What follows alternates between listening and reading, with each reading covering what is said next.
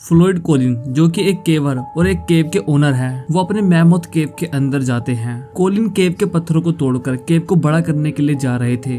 Floyd Colin इस केव के अंदर कई बार जा चुके थे। वो अपने साथ एक लालटेन लेके भी जा रहे थे। केव के कई फीट नीचे जाने के बाद वो कई घंटों तक पत्थर तोड़कर जब वो केव से बाहर निकलते हैं तो उन्हें बहुत पतले पतले रास्ते से होकर गुजरना था। फिर जब वो एक बहुत पतले रास्ते से रेंग कर निकल रहे थे तभी उनका लालटेन उनके हाथ से छूटकर टूट जाता है। लालटेन टूटने की वजह से अब पूरे केव में अंधेरा हो गया था। फ्लोयड कोलिन रास्ते से निकलने के लिए पत्थर पर लात मारते हैं, जिसकी वजह से उनके पैर के ऊपर एक बहुत बड़ा पत्थर गिर जाता है और उस पत्थर की वजह से उनके ऊपर छोटे मोटे और बहुत सारे पत्थर गिर जाते हैं। अब वो पूरी तरह पत्थरों से घिर गए थे। वो जितना हिलते डुलते उनके ऊपर और पत्थर गिर जाते। वो पत्थरों से इतना घिर जाते हैं कि वो अपना हाथ पैर शरीर कुछ भी नहीं हिला पाते। अब फ्लोयड कोलिन हेल्प के लिए आवाज लगाने लगते हैं, लेकिन केव के बाहर दूर दूर तक कोई नहीं था। अब फ्लोयड कोलिन पूरी तरह उस सुनसान केव में अकेले फंसे पड़े हुए थे। लेकिन अब कुछ दिनों तक केव में जो होने वाला था वो इतिहास बनने वाला था। किसी ने सोचा भी नहीं था कि केव की हिस्ट्री में ऐसा भी कुछ हो सकता है। फ्लोयड कोलिन का जन्म 20 जुलाई 1887 को अमेरिका के अर्बन के केंटकी में हुआ था। जब फ्लोयड कोलिन 6 साल के हो गए थे तभी से उनका केव को एक्सप्लोर करने की शुरुआत होती है। फ्लोयड कोलिन बचपन से ही अपने फादर लियोनिडस ली कोलिन के साथ केव को एक्सप्लोर करते थे और तो उनके खेत में खुद ही एक केव हुआ करता था, इसीलिए वो अपने केव में कई बार जाया करते थे। कई साल बाद 1915 में इनकी मोम मार्था कोलिन की डेथ हो जाती है। 2017 में फ्लोयड कोलिन अपने खेत के केव को एक टूरिस्टिक डेस्टिनेशन बनाना चाहता था, क्योंकि उस टाइम तक अमेरिका में लोगों को केव को एक्सप्लोर करने का पैशन हुआ करता था। लोग दूसरों के केव में केव के ओनर को पैसा देकर केव को एक्सप्लोर करने के लिए जाया करते थे, जिससे कि केव के ओनर को अच्छा खासा प्रॉफिट हुआ करता था। फ्लोयड कोलिन भी यही बिजनेस करना चाहता था, लेकिन जिस केव को उन्होंने अपने खेत में बनाया था वो केव रोड से बहुत दूर था, जिस वजह से उसके केव में टूरिस्ट आते ही नहीं थे। इसीलिए फ्लोयड कोलिन को एक ऐसे केव की खोज करनी थी जो ज्यादा से ज्यादा टूरिस्ट के ध्यान को अपनी ओर अट्रैक्ट करे। तभी फ्लोयड कोलिन को पता चलता है कि बी डोयल के पास एक बहुत ही अच्छा केव है, जो कि हाईवे से केवल 100 मीटर की दूरी पर है। इसीलिए फ्लोयड कोलिन बी डोयल के साथ पार्टनरशिप में केव को ओन करता है। फ्लोयड कोलिन का काम था कि केव को तोड़कर और भी अच्छा करना और खतरनाक करना, ताकि वो ज्यादा से ज्यादा लोगों को यहाँ पर ला सके। फ्लोयड कोलिन और डोयल के बीच में ये कॉन्ट्रैक्ट हुआ था कि वो दोनों केव के प्रॉफिट को 50-50% बांटेंगे। 18 जनवरी 1925 से कोलिन कई दिनों तक उस केव में अकेले काम किया करते थे। वो सारा दिनों तक उस केव के पत्थरों को तोड़ते रहते थे, इस उम्मीद में कि वो इस केव के कई और रास्ते भी ढूंढ लेंगे। ऐसे ही कई दिनों तक चलता रहा, लेकिन उन्हें केव के अंदर कोई और नया रास्ता नहीं मिला। लेकिन फ्लोयड कोलिन ने हार नहीं मानी। वो 12-12 घंटों तक पत्थरों को तोड़ते और हटाते रहते थे। एक दिन जब पत्थरों को हटा रहे थे तो एक छोटे से होल से उन्हें हवा लगती है। जब उन्होंने और पत्थरों को हटाया तो पता चला कि यहाँ पे तो एक बहुत पतला रास्ता भी है। आखिरकार फ्लोयड कोलिन ने केव के अंदर जाकर एक रास्ते को ढूंढ ही लिया था। वो बहुत ज्यादा खुश हो गया, इस बात से अनजान कि इस खुशी की कीमत उसको आगे चलकर चुकानी पड़ेगी। लेकिन वो रास्ता थोड़ा छोटा था, इसीलिए कोलिन और तोड़ फोड़ कर उस रास्ते को बड़ा कर देता है। ये टूरिस्टों के लिए बहुत अच्छा केव बन गया था। लेकिन इस केव के अंदर जो सबसे खतरनाक चीज थी वो थी ये केवल 9 इंच का रास्ता, जिसे की स्क्वीज होल कहा जाता था। इसमें कोई पतला आदमी ही रेंग घुस सकता था। 30 जनवरी 1925 के दिन फ्लोयड कोलिन अपनी गैस लैंप उठाता है और केव को एक्सप्लोर करने के लिए निकल पड़ता है। ये वही दिन था जब फ्लोयड कोलिन इस केव के एक रास्ते में फंस जाते हैं। मैंने आपको वीडियो के शुरुआत में ही बता दिया था कि फ्लोयड कोलिन कैसे इस केव में फंस जाते हैं। फ्लोयड कोलिन केव के एंट्रेंस से 55 फीट नीचे फंसे होते हैं। कोलिन केव के बाहर बहुत आवाज लगाते हैं, लेकिन उनकी आवाज सुनने वाला वहाँ कोई नहीं था। कुछ देर तक आवाज लगाने के बाद वो केव में सो जाते हैं, क्योंकि फ्लोयड कोलिन बहुत रिलैक्स थे। उन्हें ये बहुत छोटी सी प्रॉब्लम लग रही थी। अब 31 जनवरी हो गया था। कोलिन के टाइम से घर ना पहुंचने पर उनके फैमिली और पड़ोसी परेशान हो गए। वो फ्लोयड कोलिन को ढूंढने निकल पड़ते हैं। इस टाइम तक कोलिन को केव में फंसे 23 घंटे से ज्यादा हो चुके थे। कोलिन बहुत आवाज लगाते हैं, लेकिन 55 फीट नीचे दबे होने की वजह से उनकी आवाज केव के बाहर तक नहीं जाती है। थोड़ी देर बाद बी डोयल अपने बेटे जोएल स्टर्स के साथ उस जगह पहुंच जाते हैं। उन्हें पता नहीं था कि कि फ्लोइड कोलिन नीचे केव में फंसा हुआ है। वो तो ऐसी ही केव को देखने आए थे, लेकिन तभी उन्होंने देखा कि फ्लोइड कोलिन का कोट वही केव के बाहर टंगा हुआ है। वो फ्लोइड कोलिन को आवाज लगाने लगते हैं, लेकिन फ्लोइड कोलिन का नामो निशान उन्हें नहीं मिलता। वो थोड़ा केव के अंदर जाकर आवाज लगाते हैं, लेकिन केव के अंदर से उन्हें कोई रिप्लाई नहीं मिलता। लेकिन बी डोएल के बेटे जोएल को लग रहा था कि फ्लोइड कोलिन केव के अंदर जरूर मुसीबत में है, इसीलिए वो केव के थोड़ा सा और अंदर जाता है और वहाँ से आवाज लगाता है। लेकिन इस बार उसको केव के अंदर से हेल्प हेल्प की आवाज सुनाई दे रही थी, जिससे कि उनको ये तो पता चल जाता है कि फ्लोइड कोलिन केव के अंदर फंसा हुआ है। लेकिन उनके पास सबसे बड़ी समस्या तो ये थी कि फ्लोइड कोलिन को केव से कैसे बाहर निकाला जाए। इसीलिए इस घटना की सारी जानकारी फ्लोइड कोलिन के छोटे भाई होमर कोलिन को दी जाती है। होमर बिना कुछ सोचे समझे केव में उतर जाता है। वो अपने साथ कुछ खाने पीने की चीज भी लेके जाता है। होमर कोलिन अपने भाई फ्लोइड कोलिन के पास पहुंचता है और उसे एक कॉफी और सैंडविच देता है। लेकिन सबसे बड़ी प्रॉब्लम थी कि होमर कोलिन अपने बड़े भाई फ्लोइड कोलिन को केव से कैसे बाहर निकाले, क्योंकि सिचुएशन केव में ऐसी थी। फ्लोइड कोलिन इस तरह केव में फंसा हुआ था और उसके ऊपर बहुत सारे पत्थर गिरे हुए थे, और अगर वो हिलता तो उसके ऊपर और भी पत्थर गिर जाते। होमर कोलिन अगर सीधा केव के अंदर जाता तो सबसे पहले उसका पैर फ्लोइड कोलिन पे टच होता, और अगर वो पहले हाथ को नीचे करके जाए तो भी नहीं निकाल पाएगा, क्योंकि उसे अपने हाथ से पत्थर अप डाउन इधर उधर होकर निकालना पड़ेगा। और प्रॉब्लम ये थी कि वहाँ बहुत कम जगह थी। होमर फिर भी पहले अपने हाथ के भर नीचे जाता है और पत्थर निकालने की कोशिश करता है, लेकिन जैसे ही होमर कोलिन के पास से पत्थर निकालता है, कोलिन पर छोटे छोटे और पत्थर गिर जाते हैं। होमर इस काम में अनसक्सेसफुल हो जाता है और फिर होमर थक हार के बाहर निकलता है। वो जैसे ही बाहर निकलता है वो देखता है कि केव के बाहर 100 से भी ज्यादा लोग इकट्ठा हो चुके हैं। वहाँ एक रिपोर्टर विलियम मिलर भी आता है, जो कि होमर का इंटरव्यू लेना चाहता था, लेकिन होमर उसे मना कर देता है। अब तक फ्लोइड कोलिन की केव में फंसने की खबर आग की तरह फैल गई थी। दूर दूर से लोग इस दिल दिला देने वाली घटना और फ्लोइड कोलिन को देखने के लिए आ रहे थे।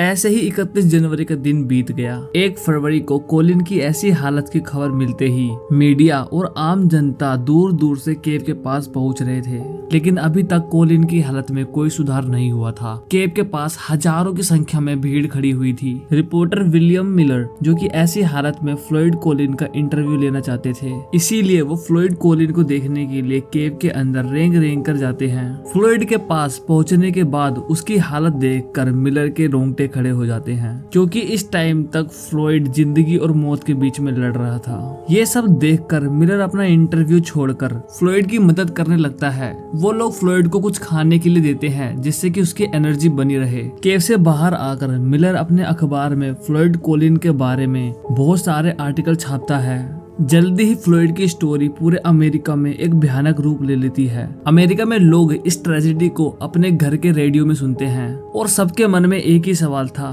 क्या फ्लोइड कोलिन बच पाएगा। अब 2 फरवरी हो गए थे। केव के बाहर खड़े एक फायर लाइटर रॉबर्ट बर्डन सबको सुझाव देते हैं कि क्यों न फ्लोइड कोलिन के शरीर में रस्सी बांधकर उसे केव से बाहर निकाल लिया जाए। ये प्लान सबको पसंद आता है, इसलिए रॉबर्ट, होमर और रिपोर्टर विलियम मिलर ये तीनों रस्सी से फ्लोइड कोलिन को बांधकर निकालने का ट्राई करते हैं। लेकिन वो तीनों जब रस्सी से फ्लोइड कोलिन को खींचते हैं तो चट्टान पर फ्लोइड कोलिन का चेस्ट कंप्रेस हो रहा था, जिस वजह से वो दर्द के मारे तड़पने लगा और ये प्लान भी फ्लॉप हो गया। 2 फरवरी को ऐसे छोटे मोटे ट्राई करते हुए अब 3 फरवरी हो गए थे। 3 फरवरी को फ्लोइड कोलिन को ठंड से बचाने के लिए और उसकी बॉडी को गर्म रखने के लिए उसके बॉडी के पास एक बल्ब को लगाया जाता है, जिससे कि उसकी बॉडी को थोड़ी बहुत गर्मी मिलते रहे। अब केव के पास 10,000 से भी ज्यादा लोग आ गए थे। ये केव की हिस्ट्री में पहली बार होने जा रहा था कि एक इंसान को बचाने के लिए उसके पीछे 10,000 लोग खड़े हैं। लोग अपना टेंट वगैरह लगाकर वहीं रहने लगे। जी हाँ, सच में लोग वहाँ पर बेड वगैरह लगाकर रहने लगे, क्योंकि किसी को नहीं पता था कि ये रेस्क्यू कब तक चलेगा।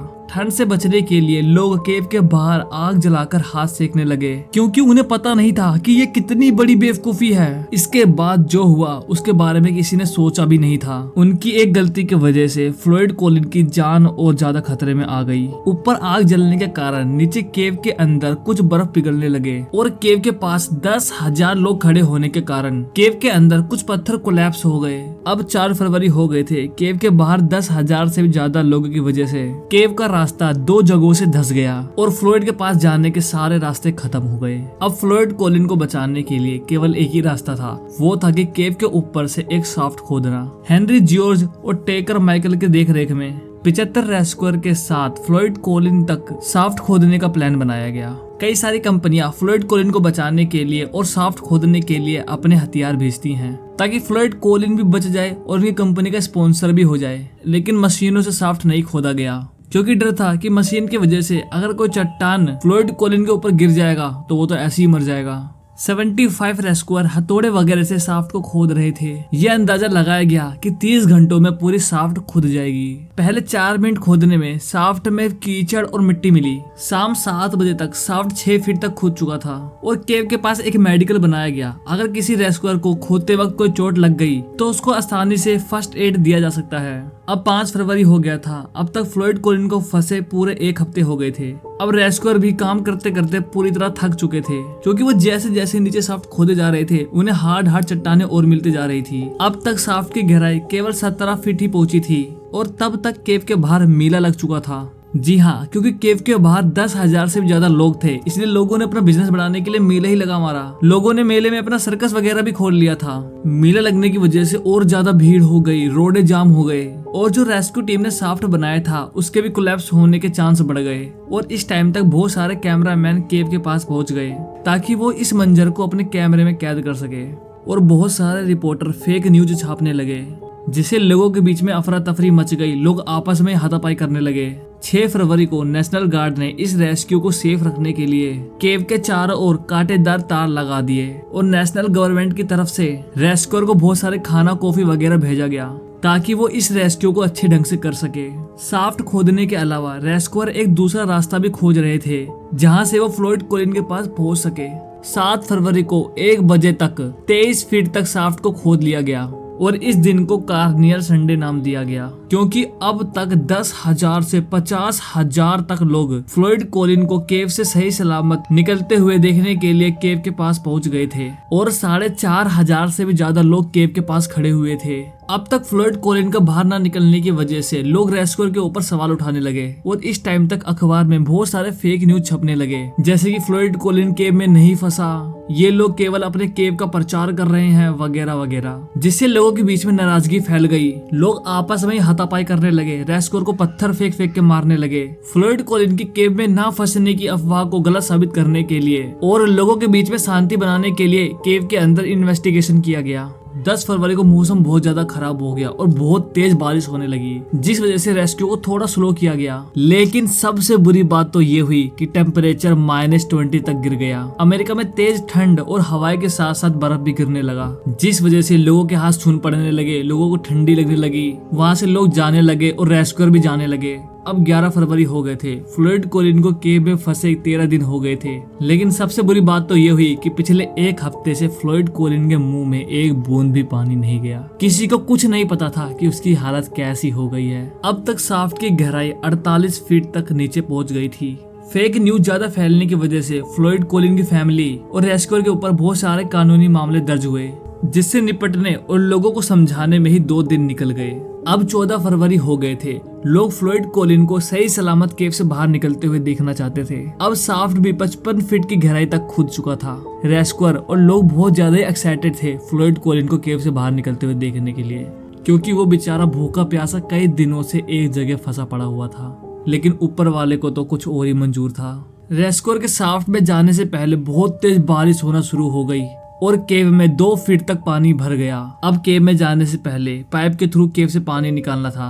15 फरवरी को कई लोग और रेस्क्यूअर मिलकर पानी को निकालते हैं। 16 फरवरी तक पानी निकल चुका था। अब रेस्क्यूअर केव के अंदर जा रहे थे। केव के बाहर खड़े कई हजार लोग अपने गॉड का नाम जप कर फ्लोइड कोलिन की सही सलामत बाहर निकलने की दुआ मांग रहे थे और लोग फ्लोइड कोलिन को देखने के लिए बहुत ज्यादा बेताब थे। वो इतने बेताब थे कि मैं आपको शब्दों में नहीं बता सकता। रेस्क्यूअर दोपहर के 1 बजे केव के अंदर जाते हैं। केव के अंदर जाकर फ्लॉयड कॉलिन को देखकर रेस्क्यूअर की सिट्टी पिट्टी गुल हो जाती है, क्योंकि फ्लॉयड कॉलिन अब तक मर चुका था।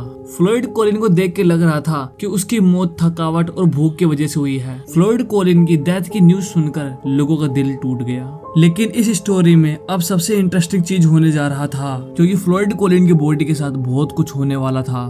फ्लॉयड कॉलिन की बॉडी को सैंड केव में छोड़कर सैंड केव को सील कर दिया जाता है, लेकिन सैंड केव का मालिक बी डोयल अपना दिमाग लगाता है। फ्लॉयड कॉलिन के मरने के कई महीनों बाद बी डोयल ने सैंड केव को टूरिस्ट अट्रैक्शन बना दिया, जहाँ टूरिस्ट आया करते थे और फ्लॉयड कॉलिन की बॉडी को देखा करते थे, और इसी चीज से बी डोयल काफी ज्यादा प्रॉफिट कमा रहे थे। लेकिन फ्लॉयड कॉलिन के छोटे भाई होमर कॉलिन को ये चीज अच्छी नहीं लगती, इसीलिए 17 अप्रैल 1927 को होमर कॉलिन अपने कुछ दोस्तों के साथ सैंड केव में आता है और चुपके से फ्लॉयड कॉलिन की बॉडी को निकाल ले जाता है, और फिर अपने खेत जहाँ की उसने अपनी मम्मी को भी दफनाया था उसी के बगल फ्लॉयड कॉलिन को भी दफना देता है। कुछ महीनों बाद कॉलिन फैमिली फाइनेंशियल स्ट्रगल कर रही थी, इसीलिए 1927 में ही कॉलिन फैमिली ने अपनी जमीन डॉक्टर हैरी थॉमस को बेच दी। डॉक्टर हैरी थॉमस काफी चालाक था, उसने कॉलिन फैमिली के साथ ये कॉन्ट्रैक्ट रखा कि जमीन के साथ साथ जमीन में जो कुछ भी है सब कुछ उसका हो जाएगा, क्योंकि उस जमीन में फ्लॉयड कॉलिन की बॉडी भी दफनाई गई थी। लेकिन कॉलिन फैमिली ने इस कॉन्ट्रैक्ट पर साइन कर दिया।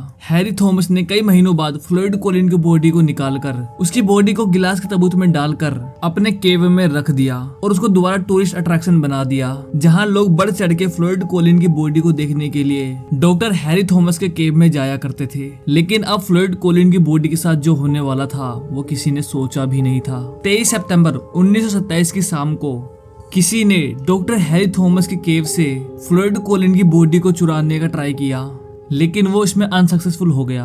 लेकिन फिर 18 मार्च 1929 को किसी ने दोबारा फ्लॉयड कॉलिन की बॉडी को चुराने की कोशिश की, लेकिन इस बार उन्होंने फ्लॉयड कॉलिन की बॉडी को चुरा ही लिया। डॉक्टर हैरी थॉमस ने पुलिस पे कंप्लेन किया, इसीलिए अब चोर को पकड़ने के लिए इन्वेस्टिगेशन किया गया। जब ग्रीन रिवर के पास जांच किया गया तो वहाँ पर फ्लॉयड कॉलिन की बॉडी बरामद हुई, लेकिन फ्लॉयड कॉलिन का एक पैर गायब था। किसी को कुछ पता नहीं चला कि वो चोर कौन थे और उस पैर का वो क्या करेंगे। फ्लॉयड कॉलिन की बॉडी को क्रिस्टल केव में दफनाया गया, जो कि फ्लॉयड कॉलिन का ही केव था। लेकिन कई सालों तक लोगों की नजर फ्लॉयड कॉलिन के ऊपर ही थी कि दोबारा वो उस केव को खरीद ले और फ्लॉयड कॉलिन को एक टूरिस्ट अट्रैक्शन बना दे। इसीलिए 1961 में फ्लॉयड कॉलिन की फैमिली ने फ्लॉयड कॉलिन की बॉडी को चर्च में दफनाने की रिक्वेस्ट की। उनकी इस रिक्वेस्ट को सुना गया और फ्लॉयड कॉलिन की बॉडी को चर्च में दफनाया गया। 1925 में मरने के बावजूद भी 1961 में जाकर फ्लॉयड कॉलिन की बॉडी को शांति मिली। आई होप ये वीडियो आपको अच्छी लगी होगी। मिलते हैं अगली वीडियो में।